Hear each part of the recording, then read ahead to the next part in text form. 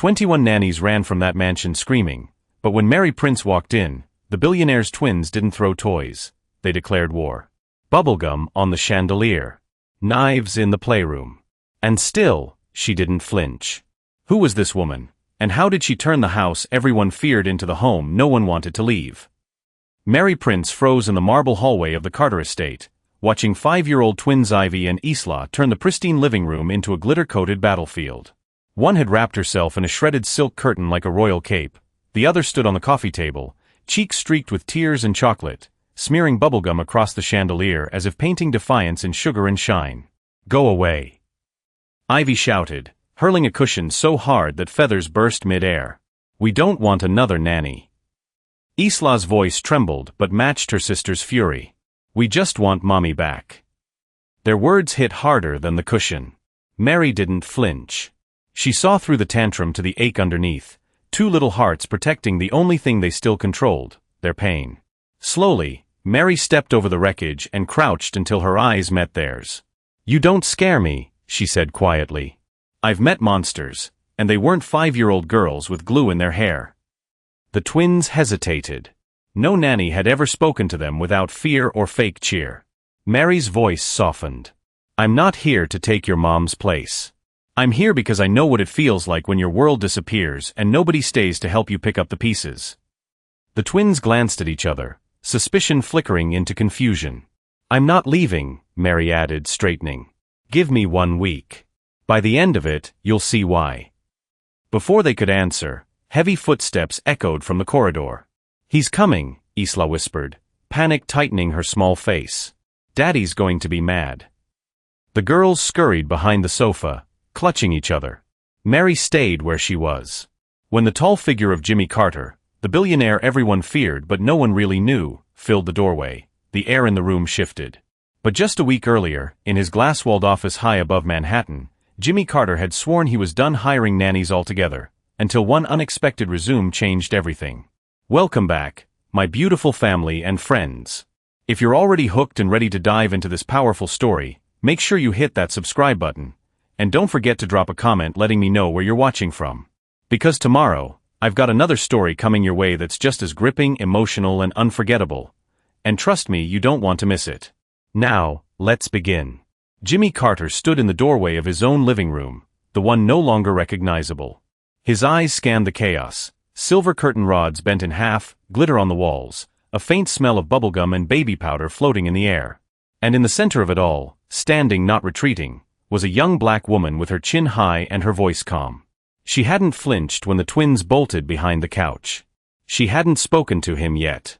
But something about her posture said she wasn't afraid. Not of his reputation. Not of the wreckage. Not of him. Jimmy blinked, heart tight, jaw clenched. He opened his mouth to speak, but the image of her arm wrapped around his daughters burned into his mind. And just like that, another one? Jimmy asked flatly, not even turning from the wall of floor-to-ceiling glass behind his desk. The skyline of Manhattan stretched beyond the window, steel, chrome, and ambition. Everything he'd ever built. None of it helped. His assistant, Dana, lingered in the doorway, clutching an iPad and trying not to sound as anxious as she looked. "She made it 4 days," she said. "That's a record. Technically." Jimmy let out a breath through his nose, cold and empty. What was the excuse this time? Dana tapped the screen. Quote, "The twins locked me in the linen closet and told me my soul belonged to the glitter gods." He finally turned, one eyebrow raised. "She had a panic attack," Dana added quickly. "Fair." They also somehow managed to dye her dog pink with strawberry jello mix. Which she didn't even bring with her, by the way. Jimmy sank into his chair, pressed his thumbs into his temples, and said nothing. "Should I call the agency?" Dana asked gently. He shook his head. "They already told me they're blacklisting us. Apparently, the other nannies talk. No one wants to end up number 22. Dana hesitated, then walked over and placed a folder on the edge of his desk. Jimmy didn't look up. "Let me guess. Another list of credentials that won't matter. I think you should read this one." "That's what you said last time." "I didn't say it like this," Dana said. Her voice had weight now. This one's different. She doesn't sound like the rest. He finally looked at the folder. A single sheet of paper. No glossy photo. No long academic resume. Just one page. At the top. Beneath that, the most unconventional cover letter he'd ever seen. I don't have a degree from an Ivy League school or a 5-star rating from a household of influencers. But I have 8 years of experience with kids who don't sleep through the night because their memories keep them awake. I've changed diapers and defused tantrums, and I know the exact tone a child uses when they don't mean go away, they mean please don't give up on me. I've lived in houses where nobody stayed long. I know what loss smells like when it's baked into the carpet. I can't promise your daughters will like me, but I can promise I'll listen to them.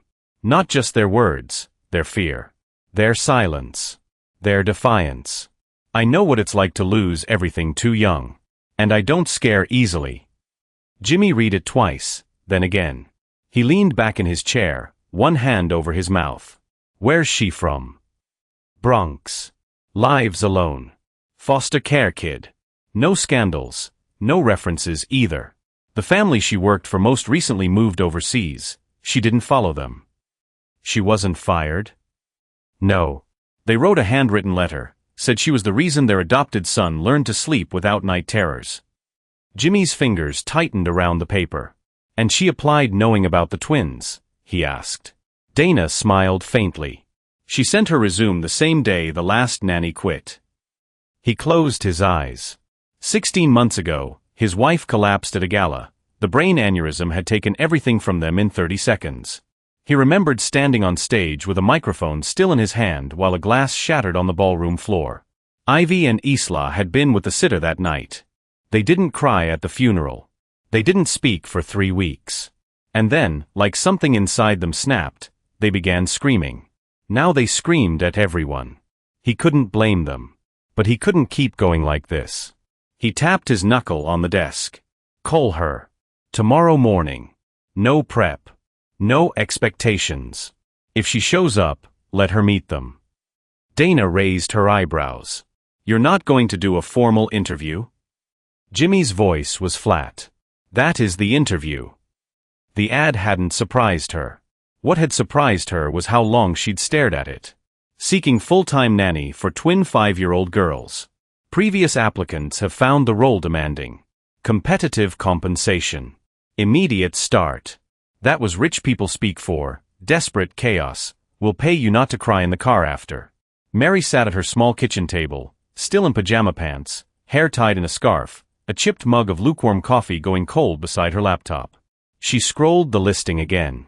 She'd said no to jobs that paid less for more. She'd also said no to jobs that paid more with less heart. But something about the wording.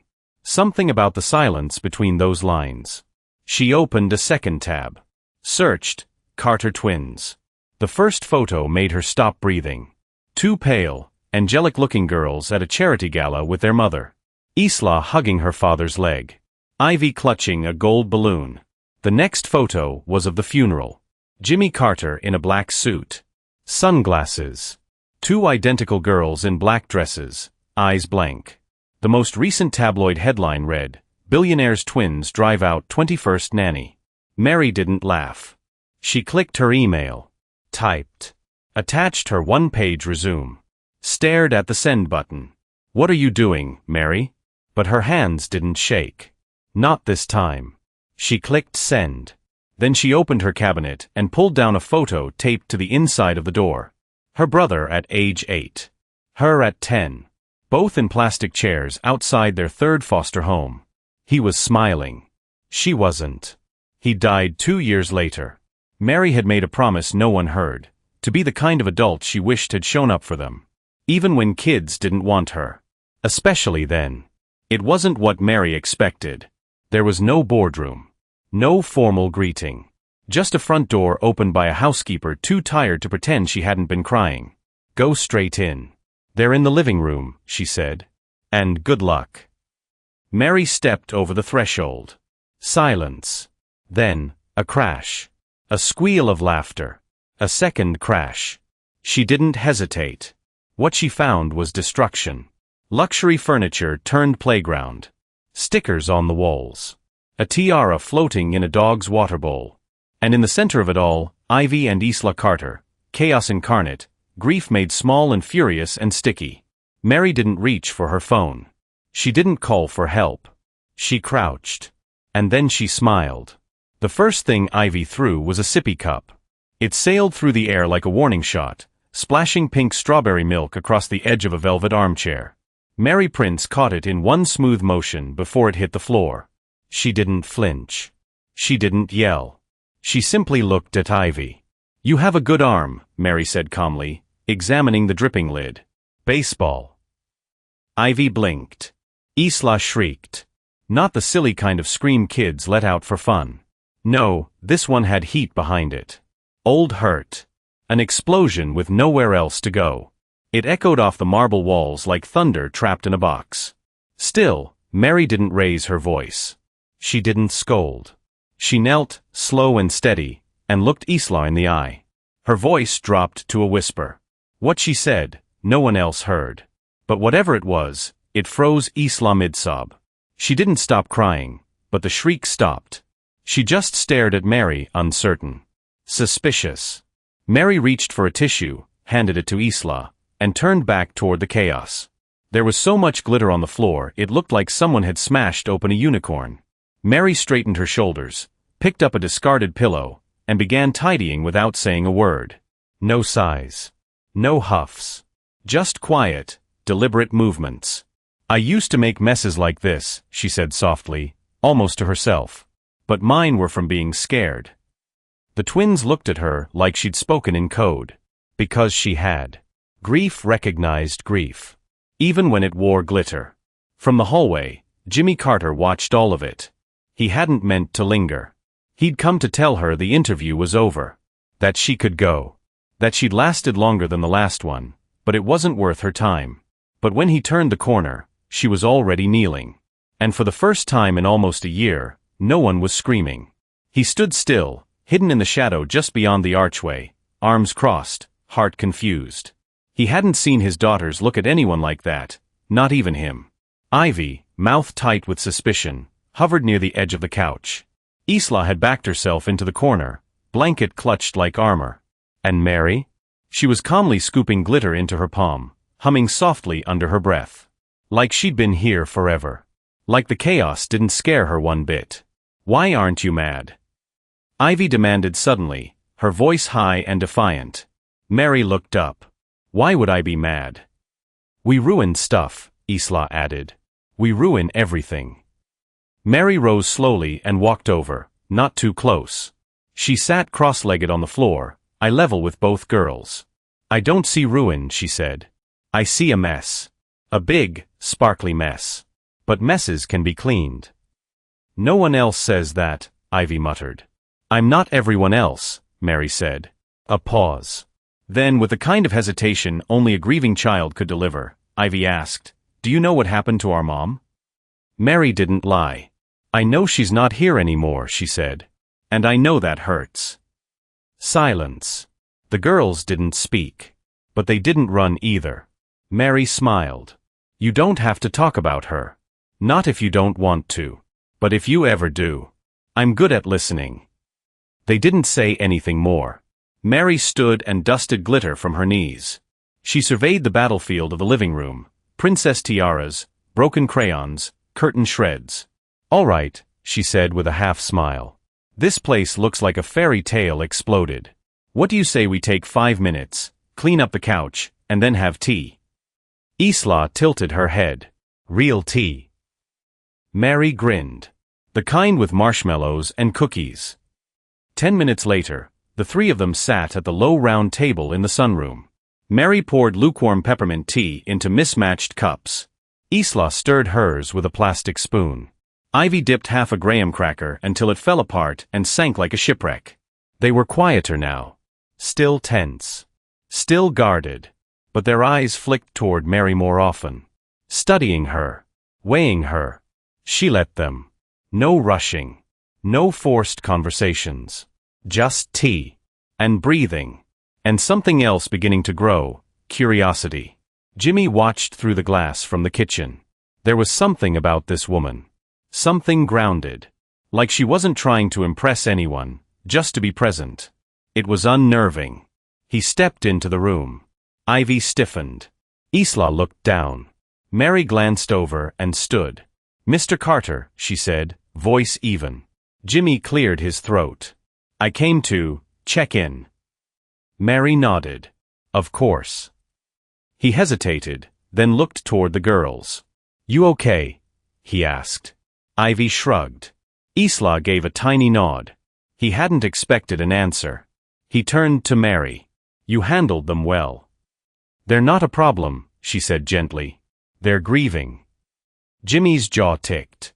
"They've driven out 21 nannies." "They weren't grieving then?" He didn't answer. Mary stepped closer, still holding her teacup. "I know you don't know me. And I know you've probably heard every speech under the sun from people more qualified, more educated, more prepared." Jimmy crossed his arms. "But I'm not asking for a job today. I'm asking for 1 week." His brow furrowed. "A week. 1 week. No contracts. No promises. Let me stay, and I'll do everything I can to meet them where they are. If it doesn't work, I'll leave quietly. But if it does, maybe they'll stop waiting for people to walk out." Jimmy studied her. She didn't look nervous. She looked sure. Like someone who had faced far worse than glitter bombs and tantrums. "You're not afraid," he said. Mary smiled faintly. "I've lived through worse." Another beat passed. Jimmy looked toward his daughters. Ivy was watching Mary. Isla had crept a little closer to her side. His shoulders dropped. "Fine," he said. 1 week. Later, as Mary helped Isla rinse marshmallow from her hands and Ivy brushed cookie crumbs from the table, the girls watched her move with practiced calm. She didn't talk too much. She didn't try too hard. She just stayed. And when she wasn't looking, Ivy leaned over and whispered in Isla's ear. "Let's see how fast she runs." Isla nodded. They'd seen dozens come and go. They weren't ready to believe yet. But for the first time in a long time, they weren't trying to scare her off. They were testing her. And Mary Prince was ready. Mary Prince's first official week in the Carter mansion began with a lock-in and ended with a title. Monday. She had just turned her back to grab juice boxes when the pantry door slammed shut behind her. Click. Silence. A beat passed. Then she heard it. Giggling. Mischievous, high-pitched, triumphant giggling. Mary pressed her palm to the cool wood of the door and sighed. "Really?" she asked aloud. More giggling. "All this space, and you chose the pantry?" A pause. Then Ivy's voice from the other side, muffled but smug. "We told you we'd make you leave." Mary leaned against a shelf lined with imported pasta and gourmet jams. "I can't leave," she called out. "You locked me in." Another pause. "Then you'll have to stay in there forever," Isla declared. Mary chuckled to herself. She scanned the small room, found a step stool, and sat. And then she began to sing. A soft, old lullaby. Not polished, not perfect. Just real. The kind someone might hum to themselves when the dark felt too loud. "I had a dream, the sky was wide. And I could float, and I could hide. But every time I closed my eyes, I missed the ones I left behind." Outside the door, the giggling stopped. They listened. 1 minute. 2. Then a rustle. A whisper. The door creaked open. Ivy stood there, arms crossed. Isla peeked from behind her. Mary looked up. "Thanks. I was starting to miss sunlight." "You weren't scared?" Isla asked. "Nope. What if you got stuck forever?" Mary stood slowly. "Then I'd sing until someone found me." Tuesday. They ran away. Well, not really. But close enough. Mary turned her back to get paper towels and came back to an empty room. The twins' shoes were gone. The front door was wide open. Any normal adult might have panicked. Mary walked outside calmly, scanning the estate grounds. She found 2 small tiaras peeking from behind the rose bushes. She didn't yell. She didn't even approach. She cupped her hands around her mouth and shouted toward the sky. "Oh no," she cried. "The princesses have disappeared. If only someone could help me find them before the dragons come." The bushes rustled. "I'll have to call the Royal Rescue Team," Mary continued dramatically.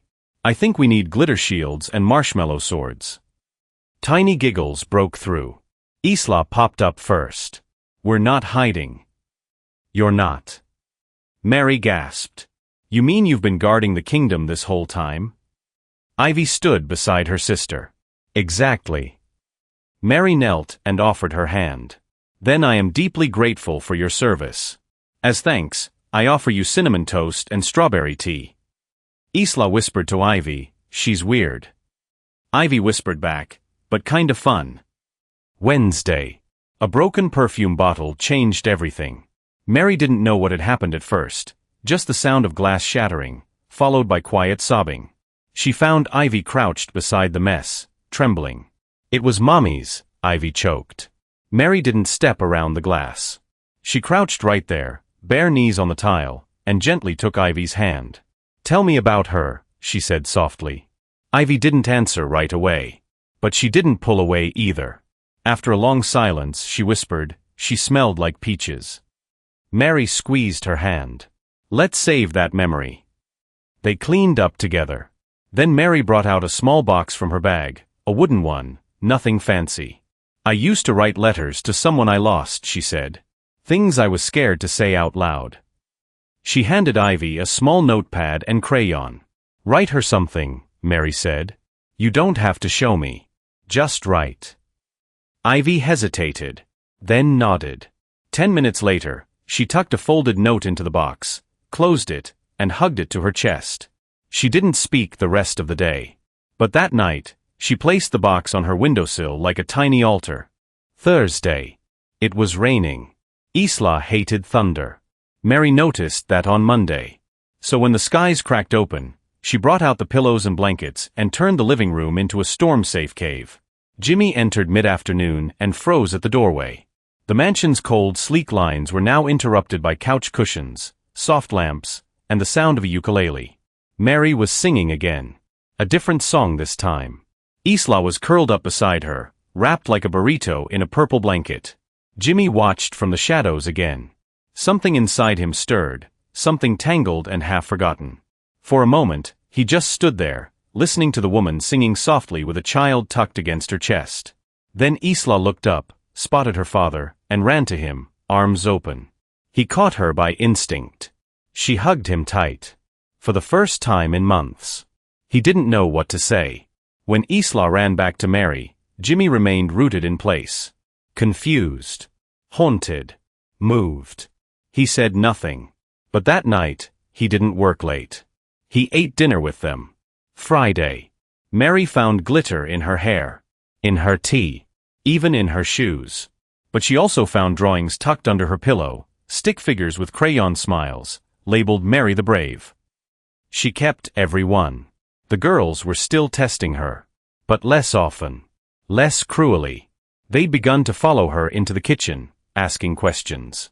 They began to whisper to each other in front of her instead of behind closed doors. Even Jimmy noticed. "This house is quieter," he murmured one evening, sipping coffee beside her. "Quieter isn't always better," Mary replied. "But this kind of quiet? It's peace." Jimmy looked at her then, not like an employer. Like a man trying to understand something foreign and necessary. "Why are you still here?" he asked. Mary stirred her tea. "Because they need someone who doesn't leave." Saturday. The twins staged a birthday party for their stuffed animals. Mary helped bake cookies, even though one ended up shaped like a dinosaur by accident. They decorated the kitchen with paper hearts and used socks for party hats. Jimmy walked in mid-celebration, confused. "Is it someone's birthday?" "No," Isla answered. "It's a pretend one." "For Sparkle," Ivy added, holding up a tattered pink bear. Jimmy started to laugh, then stopped. He looked at Mary. She nodded toward the table. "Have a seat. Sparkle doesn't like empty chairs." He sat. Awkward at first. Then Ivy handed him a cookie. Isla asked if he knew how to braid doll hair. By the end of the hour, Jimmy was sitting cross-legged on the kitchen floor, helping tie a ribbon onto a plush unicorn. Sunday. The week ended the way healing always does, quietly. No fireworks. No declarations. Just a shift. Mary woke early. The girls were already downstairs, making their own breakfast. The milk was spilled. The toast was burnt. Mary smiled and helped clean. They watched cartoons and painted each other's nails with washable polish. At lunch, Ivy dropped her fork and muttered, "Oops." Then added, almost to herself, "Mary doesn't yell anyway." That afternoon, they walked in the garden. Isla picked a flower and tucked it behind Mary's ear. "You look like a flower fairy," she said. Mary grinned. "Takes one to know one." As the sun began to dip, Jimmy joined them outside. He didn't speak much.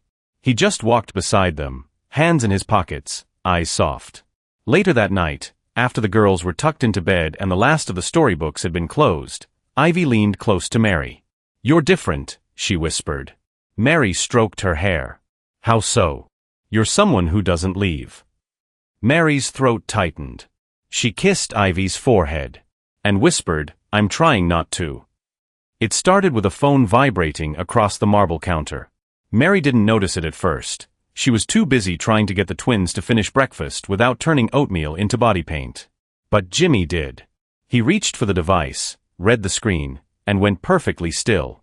A second later, his assistant's number flashed. "Sir," Dana's voice came through, tight and apologetic, "it's everywhere." Jimmy's stomach sank. "What is?" "The story. Someone leaked photos, again." By noon, it was unavoidable. Every news feed, every gossip blog, every glossy thumbnail screaming the same headline: "Billionaire's demon twins terrorize yet another nanny." And right below, a photo taken through the mansion's front gate, Mary's face, blurred slightly but unmistakable, as she held Isla's hand in the garden. The article dripped with cruelty.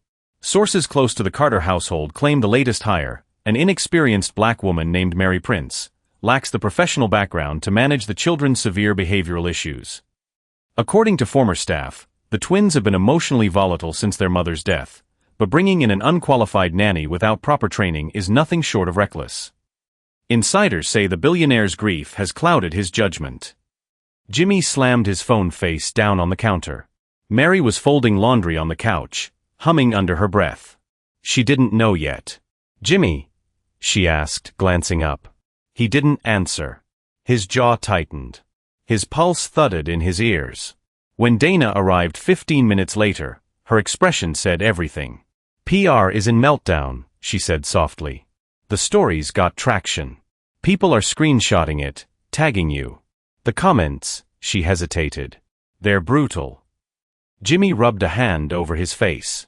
"Of course they are." Dana lowered her voice. "You should let her go." He looked up sharply. "Excuse me." "Just temporarily. Let it die down. The optics are bad, Jimmy. You know how this plays. A wealthy man hires a young black woman and suddenly—" "Don't," he snapped. Dana's mouth closed. For a moment, the room went silent except for the faint sound of laughter from the next room, Isla giggling at one of Mary's jokes. Jimmy's shoulders sagged. "She's good for them." "I'm not saying she's not," Dana said gently. "But the board's calling." The stock took a small dip. "The headlines are painting you like you're reckless."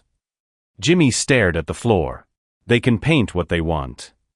Dana sighed. "Then at least warn her. She deserves to know what's being said." Mary found out anyway. It was Ivy who told her, holding Jimmy's tablet wide-eyed, scrolling through the photos before anyone could stop her. "Mary," Ivy whispered. "They're saying mean things about you." Mary froze mid-step, the laundry basket in her hands tipping slightly. "What kind of things, sweetheart?" she asked carefully. "They said you're not good at this. That you shouldn't be here."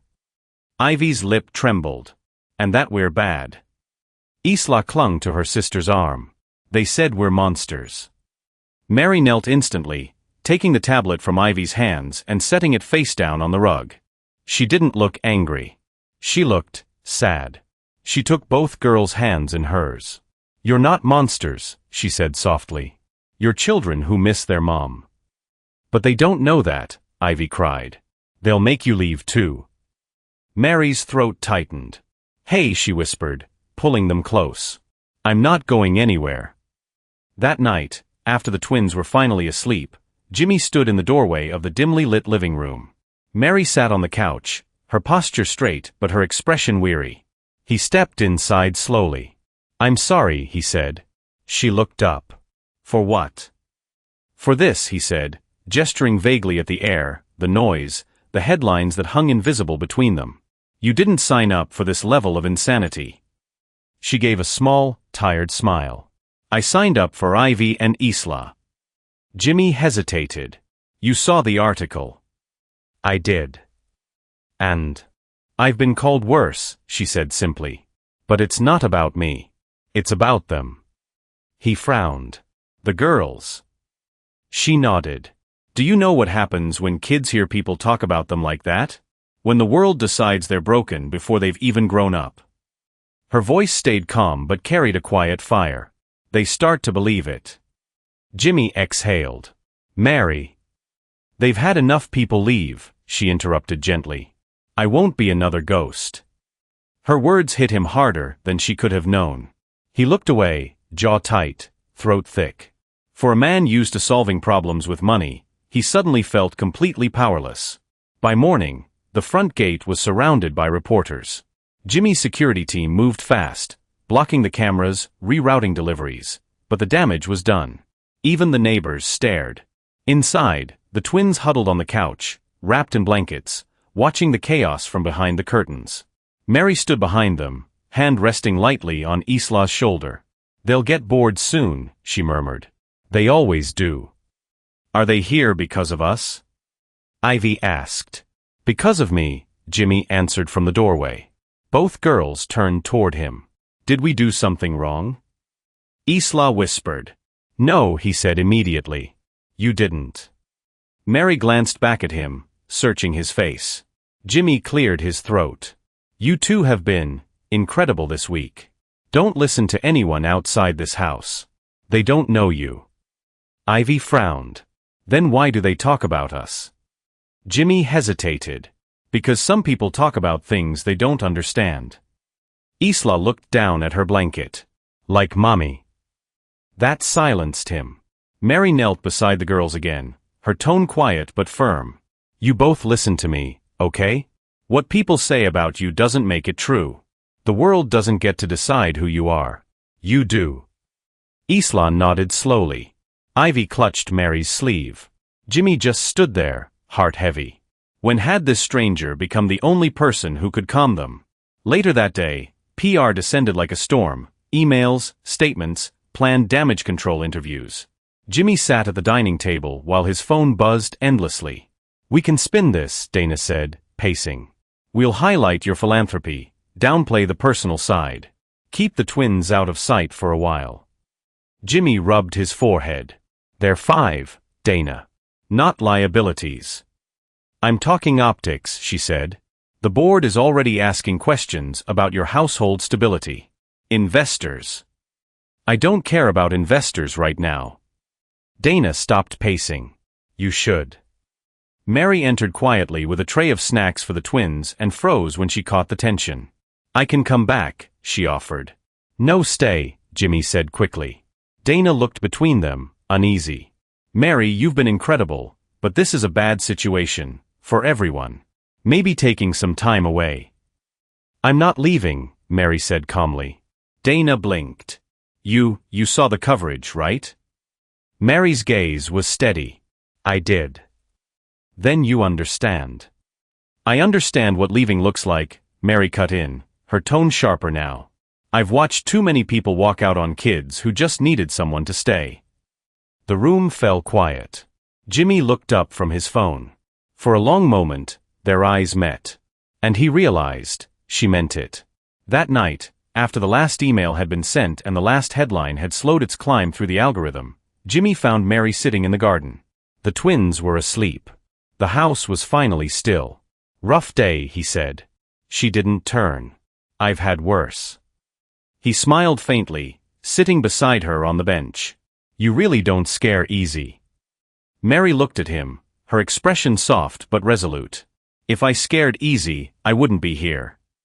He studied her in the lamplight, the quiet strength, the stillness that seemed to absorb everything around her. For the first time in a long time, he felt something unnameable move inside him. "Why do you care so much?" he asked. She thought for a moment. "Because somebody has to." When morning came, the girls were waiting for her in the kitchen, huddled together like a pair of frightened kittens. "Are you gonna go?" Isla asked. Mary blinked. "Go where?" "Like the others," Ivy said, eyes glassy. "When people get mad at Daddy, they always leave." Mary set down her coffee mug, crouched, and pulled them both into her arms. "I'm not them," she whispered. They clung tighter. "Listen to me," she said, her voice firm but kind. "You're not bad. You're not broken. You're not monsters. You're hurting. And I'm still here."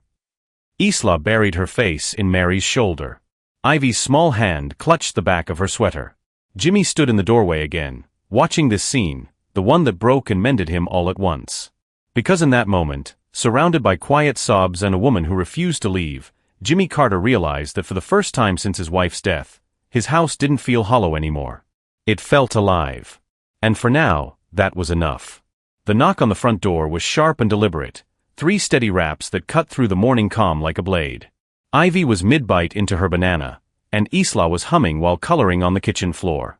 The moment the sound hit, both girls froze.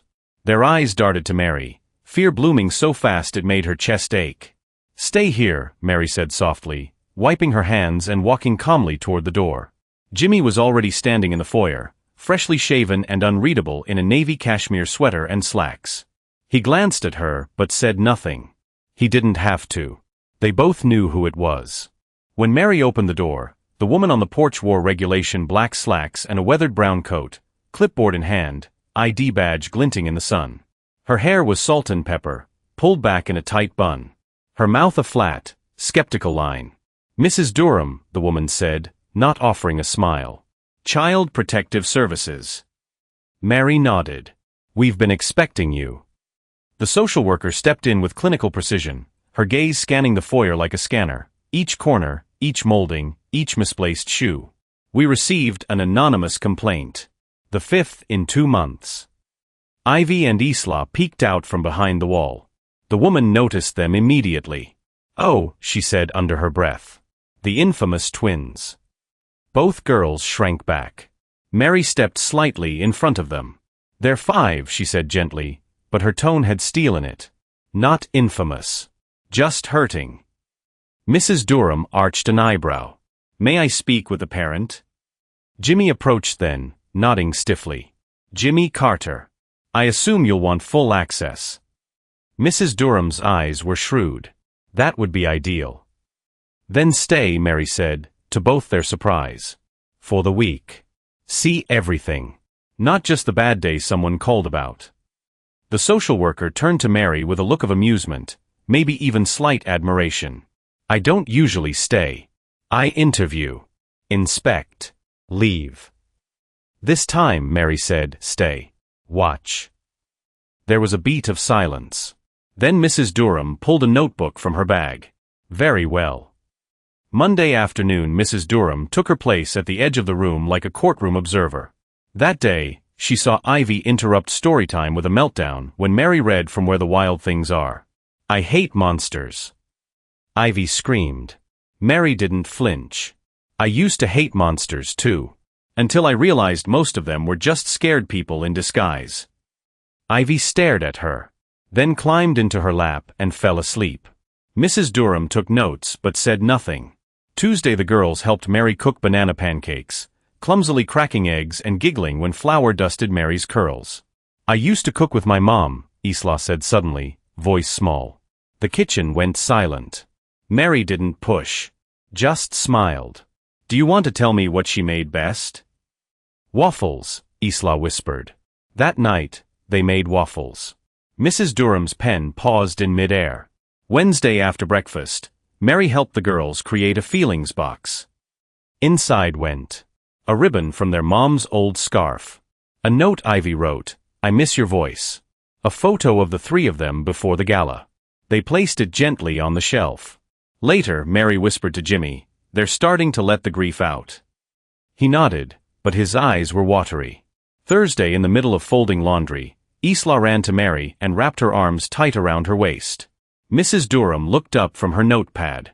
Jimmy, watching from the hallway, swallowed hard.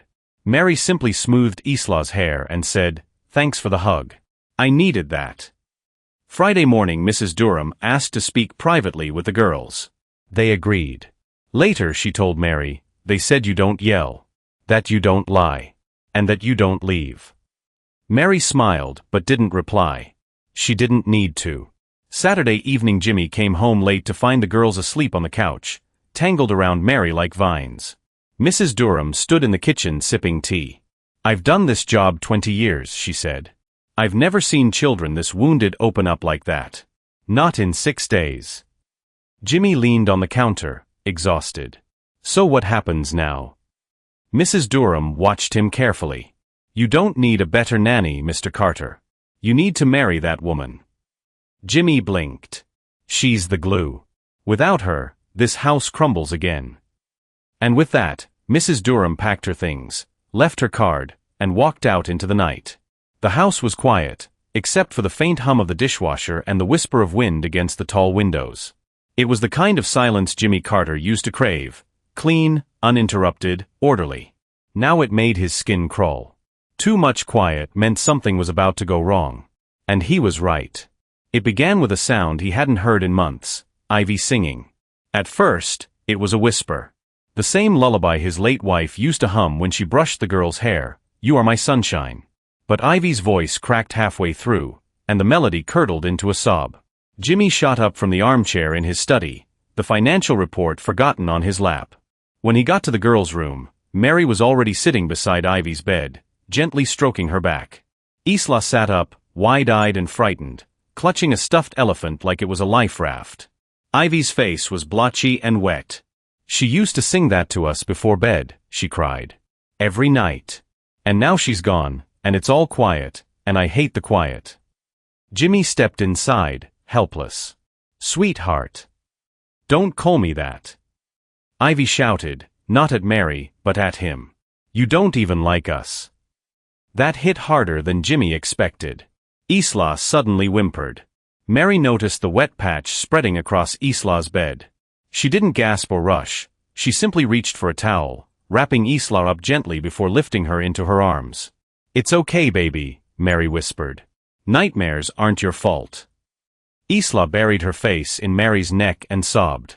Jimmy stood frozen by the door, useless. He couldn't remember the last time he'd held either of them like that. Couldn't remember if he even knew how. After the chaos quieted and the girls were clean and dry, tucked into Mary's arms on the couch with a story playing low on the TV, Jimmy retreated to the kitchen. He needed distance. Or maybe a drink.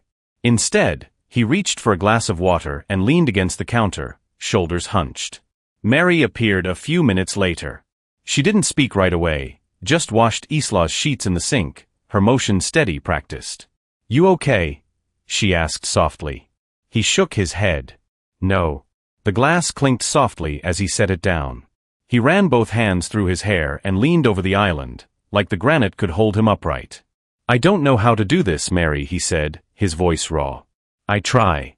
I read the books. I talk to the therapists. I show up at their plays, their appointments, all of it. But nothing's working."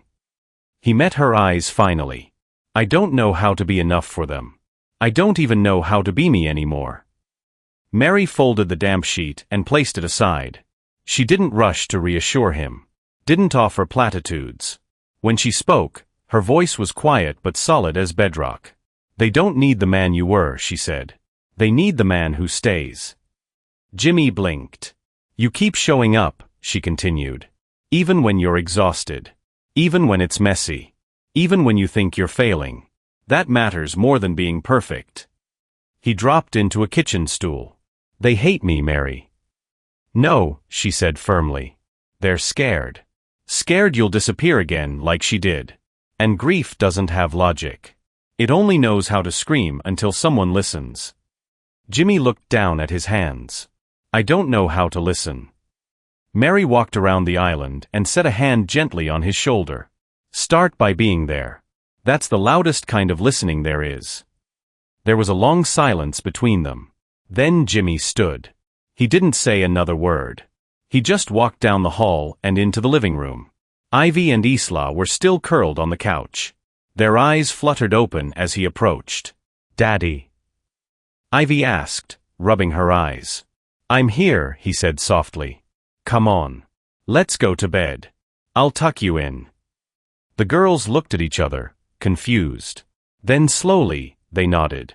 Jimmy lifted Ivy first, then reached for Isla, carrying both of them down the hallway like he used to when they were barely toddlers. He paused at the doorway of their room, heart hammering. The last time he stood there with both of them in his arms was the night his wife collapsed at the gala. The girls' beds were fresh now. Mary had already changed them. He placed Ivy in hers, then Isla. Sat at the edge. "Do you want a story?"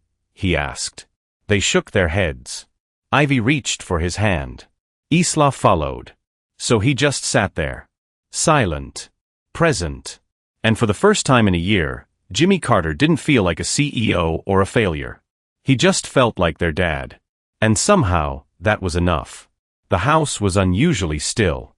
Morning sunlight filtered through the linen curtains, painting soft gold patches across the cream walls of the Carter estate. The hush wasn't tense or empty, it was full. Full of breath, of rest.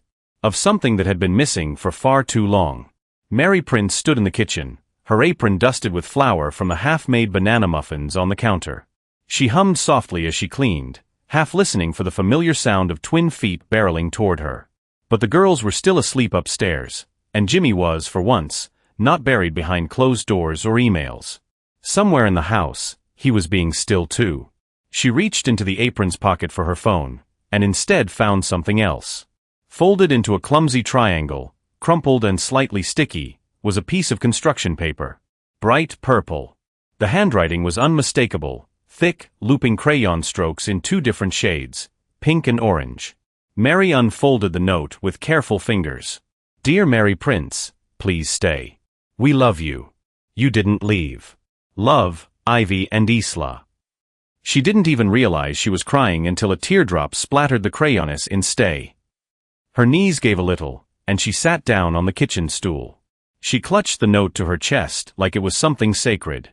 They'd written it together. Chosen her name carefully. Not Miss Mary. Not Nanny. But Mary Prince, like they understood who she was, who she'd been long before she walked into their messy lives. And you didn't leave. 3 words that cut deeper than anything else. Because once upon a time, everyone had. Her mother. Foster homes. People who swore they'd stay. She had spent most of her life learning to leave before she was left. And now, 2 tiny girls had asked her to do the one thing she'd never believed she could. The back door creaked. Mary turned, wiping her face with the sleeve of her cardigan just as Jimmy walked in from the backyard, his hair tousled and a coffee mug in his hand. He stopped when he saw her, instantly alert. "You okay?" She didn't answer right away. Just handed him the crumpled paper. Jimmy read it, eyes scanning slowly, mouth tight. When he looked up, there was something different in his expression. Not pain. Not confusion. Gratitude. "She wrote the P," Mary said softly. Ivy did. Isla picked the color. Jimmy set his mug down. They've never written a note to anyone before. Not even Santa. Mary gave a watery laugh. He leaned against the counter, folding his arms. "They're different now. Since you came. I didn't do anything magical." "No," Jimmy said. "You didn't fix them. You just stayed." Mary looked at him. And he repeated it, softer this time. "You didn't fix them. You saw them. And that was enough." They stood there in that moment, quiet but understood. Not lovers. Not partners. Just 2 people who had walked through fire and found a little light on the other side. Later that afternoon, Mary stood behind the kitchen island as Jimmy paced the living room, a thick binder of crisis management plans in his hands. His PR team had left just minutes earlier, full of suggestions and spin strategies. None of them sat right with him. "This whole thing started because someone wanted clicks," he muttered, tossing the binder down. "Now people are dissecting my daughters like they're public property." Mary didn't speak. She let him pace. Let him think. Then he stopped. Looked over at her. "I want to say something," he said. "Not a statement. Not a press release. Just something real." Mary raised an eyebrow. "You? Real? That's a headline." He smirked, and it was the first true smile she'd seen on him in days. "I mean it," he said. "I want people to see who they are now. Who you are. And if that ruins my image, so be it." She hesitated. "Are you sure? Because once it's out there." "I've been hiding behind silence for a year," he said. "It didn't protect anyone. Least of all Ivy and Isla." He grabbed his phone and dialed someone from the PR team. "Schedule a press conference. Tomorrow morning. In the living room. I'm not reading a statement, I'm speaking." Pause. No teleprompter. No pre-approval. Just me, and whoever wants to listen. The next day, the cameras were set up with surgical precision. Jimmy stood by the fireplace, his daughter sitting quietly beside Mary on the couch. They wore soft yellow cardigans and held hands. Mary, wearing no makeup and her natural curls pinned back, looked every bit like someone who had earned her place, not with polish, but with presence. The room fell quiet as the broadcast light blinked on. Jimmy stepped forward. "I'm Jimmy Carter," he began, clearing his throat. "You know me from stock tickers, quarterly reports, and gossip columns. What you don't know is that I lost my wife 12 months ago. And when I did, I lost myself too." His eyes flicked to the girls. And so did they. He let that hang in the air. The past year, 21 nannies walked out of this house. Every one of them had their reasons. But then came Mary Prince. He gestured toward her. She didn't come with a fancy resume. She didn't try to fix us. She just saw us.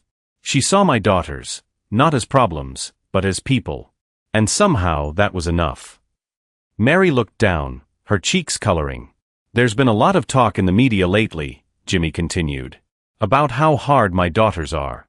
About how reckless I am for hiring a nanny with no private school pedigree. But let me tell you what's really hard, grieving while pretending you're fine. Being 5 years old and waking up in a world where your mother doesn't exist anymore." He paused. "So yes," they screamed. They acted out. They broke things. But what Mary taught me is that those were not signs of failure. They were cries for help. He looked directly at the camera. And Mary Prince heard them. There was a long, full silence. Then he added, "Ivy and Isla asked her to stay. Not as a nanny. As family. And I hope she will." Mary blinked back tears. The red light on the camera turned off. It was done. No edits. No takebacks. By nightfall, the video had gone viral. But not the way Jimmy had feared. The comment sections were flooded not with vitriol, but with resonance. "I lost my mom at 8. I screamed too. Thank you for showing this side. Mary Prince is a hero. Can we get her a book deal? This is the most honest thing I've seen on the internet in months." One comment stood out above the rest. It had thousands of likes. She didn't fix them. She saw them. And that was enough. Mary sat with the twins in her lap as they watched the video together. Isla pointed at the screen and said, "You looked pretty." Ivy added, "And Daddy didn't look tired. He looked like Daddy again." Mary smiled. Outside the window, the garden glowed in the soft light of dusk. Inside, for the first time, the Carter house wasn't haunted. It was healing. The morning sun streamed through the large kitchen windows, casting a golden glow over the polished countertops and the scent of blueberry pancakes drifting through the Carter estate. It had been 6 months since that press conference. 6 months since Mary Prince stood beside 2 trembling little girls and a broken man who didn't know how to heal. Now, healing filled the house like sunlight. "Isla, syrup doesn't go on strawberries, love," Mary said with a warm smile as she reached over and wiped a sticky trail from Isla's chin. "But it tastes like magic," Isla mumbled through a mouthful, her curls bouncing as she giggled. "Even magic needs limits," Mary replied, gently guiding the bottle back to the center of the table. Across the table, Ivy sat drawing in her sketchbook. Her brows were furrowed in concentration, tongue peeking from the corner of her mouth. She no longer screamed when her pencil broke or the lines weren't perfect. She just asked for help. Mary, Ivy said without looking up, how do you spell forever? Mary paused at the stove. She blinked. Forever. Ivy wrote it down slowly, whispering each letter under her breath. Mary turned back to the stove, her heart beating a little faster. After breakfast, the girls raced outside with watering cans while Mary cleaned up. Their laughter floated in through the open doors. The backyard had been transformed over the past months. Where there once was overgrown grass and forgotten flower beds, there were now rows of marigolds, daisies, and sunflowers, planted by Ivy and Isla with Mary's guidance. They called it Mommy's Garden. Jimmy had quietly funded the redesign and then let the girls take over. Every flower had a name, a story, a meaning. Ivy had insisted the daisies meant hope. Isla had said they smelled like Mary. From the kitchen window, Mary could see them crouching in the dirt, digging together. Jimmy entered the room moments later, dressed down in jeans and a navy Henley, his usual armor of work clothes replaced by something softer. He smelled like cedar and citrus. Calm clung to him like cologne. "Girls okay?" he asked, walking up beside her. "They're thriving," Mary said simply. "Even Isla only threw one glitter tantrum this week." Jimmy laughed, leaning against the counter. "A miracle." Mary looked over at him. "No. Just time, love, and a whole lot of daisy petals." Their eyes met for a moment too long before Jimmy glanced away. He seemed nervous, fidgety. Before she could ask, he cleared his throat. "Would you come outside with us? After lunch? The girls want to show you something in the garden." Mary nodded, smiling. Of course. That afternoon, under a clear sky and a canopy of fresh blooms, Mary sat cross-legged on a picnic blanket while Ivy carefully tucked a daisy behind her ear. "Hold still," Ivy said seriously. "It's gotta look just right." Mary giggled. "I trust you." Isla bounced in place. "We picked that one just for you. It's the biggest daisy." Jimmy watched from a few feet away, his hands in his pockets, his heart in his throat. The moment was simple, but it was everything. The girls' laughter. Mary's smile. The light catching in her curls. It hit him all at once. How this house, once filled with ghosts and grief, now hummed with something he thought was long gone. Life. And it was because of her. He stepped forward slowly. Ivy was still adjusting the daisy, her small fingers tangled in Mary's curls. Isla leaned against Mary's side, tracing the hem of her cardigan. Jimmy knelt beside them. Mary looked up, surprised. He didn't pull out a ring. He didn't give a speech. He just took her hand and said, "You didn't survive the week, Mary Prince. You changed our lives." Her breath caught. "I know I'm not perfect. I know I've got a long way to go. But I show up now. Because you showed me how." The girls were quiet now, watching, sensing the weight of the moment. Jimmy's voice was thick with emotion. "Will you stay forever?" The garden was silent, save for the rustle of leaves in the breeze. Mary stared at him, then looked at the girls, her girls. Ivy nodded solemnly. "You're our forever person." Isla whispered, "Please don't say no." Mary laughed softly through tears. "I'm not saying no." She looked at Jimmy, her voice steady and clear. "I'm saying yes." The girls squealed, tackling her in a hug that knocked her backward onto the blanket. Jimmy laughed and dropped down beside them, arms wrapping around all three. They were tangled in love. In hope. In the promise of something that had once seemed impossible. That evening, as the sun dipped behind the garden wall and bathed everything in gold, Ivy lay on Mary's lap, humming a tune Mary had taught her. Isla dozed beside her, crayon still clutched in her hand. Jimmy sat on the steps, watching them. His heart no longer heavy with loss, but full, with something new. Mary caught his gaze. He mouthed, "Thank you." She smiled. And just as the sky turned to lavender and the stars began to peek out, Ivy whispered to Isla, thinking no one could hear. "Told you she wasn't like the others." Thank you for watching this story to the end. If you enjoyed this story, you will surely love the next one. It's as crazier and more intriguing as can ever imagine. So do check it out. Click on the image showing on your screen right now to watch the next one.